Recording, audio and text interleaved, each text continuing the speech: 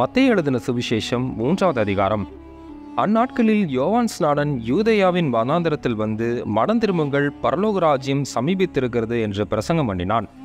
கர்த்தருக்கு வழியை ஆயத்தப்படுத்துங்கள், அவருக்கு பாதை செவி பண்ணுங்கள் என்று வனாந்தரத்திலே கூப்பிடுகிறவனுடைய சத்தம் உண்டென்று ஏசாயா தீர்க்கதரிசினால் சொல்லப்பட்டவன் இவனே.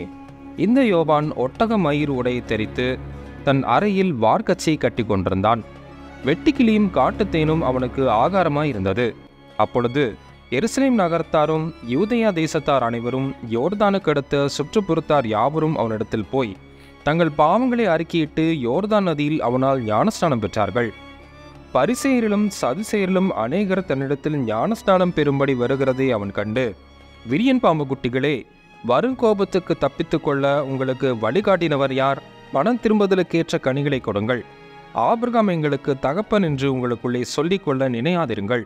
தேவன் இந்த கல்லுகளினாலே ஆபிரகாமுக்கு பிள்ளைகளை உண்டு பண்ண வல்லவராய் இருக்கிறார் என்று உங்களுக்கு சொல்லுகிறேன். இப்பொழுதே கோடாரியானது மரங்களின் வேரருகே வைத்திருக்கிறது. ஆகையால் நல்ல கனி கொடாத மரமெல்லாம் வெட்டுண்டு அக்கினியிலே போடப்படும். மனம் திரும்புதலுக்கென்று நான் ஜலத்தினால் உங்களுக்கு ஞானஸ்நானம் கொடுக்கிறேன். எனக்கு பின் வருகிறவரோ என்னிலும் வல்லவராய் இருக்கிறார். அவருடைய பாதரட்சியை சுமக்கிறதற்கு நான் பாத்திரன் அல்ல. அவர் பரிசுத்த ஆவியினாலும் அக்கினியினாலும் உங்களுக்கு ஞானஸ்நானம் கொடுப்பார். தூற்றுக்கூடை அவர் கையில் இருக்கிறது. அவர் தமது களத்தை நன்றாய் விளக்கி தமது கோதுமையை களஞ்சியத்தில் சேர்ப்பார். பதரையோ அவியாத அக்கினியினால் சுட்டரிப்பார் என்றான். அப்பொழுது யோவானால் ஞானஸ்நானம் பெறுவதற்கு இயேசு கலிலேயாவை விட்டு யோர்தானுக்கு அருகே அவனிடத்தில் வந்தார்.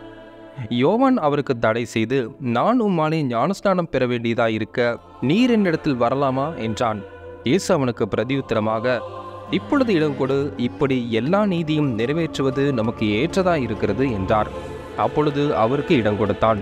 இயேசு ஞானஸ்நானம் பெற்று ஜலத்திலிருந்து கரையேறினவுடனே இதோ வானம் அவருக்கு திறக்கப்பட்டது. தேவ ஆவி புறாவை போல இறங்கி தம்மில் வருகிறதை கண்டார். அன்றியும் வானத்திலிருந்து ஒரு சத்தம் உண்டாகி, இவர் என்னுடைய நேசகுமாரன், இவரில் பிரியமாயிருக்கிறேன் என்று உரைத்தது.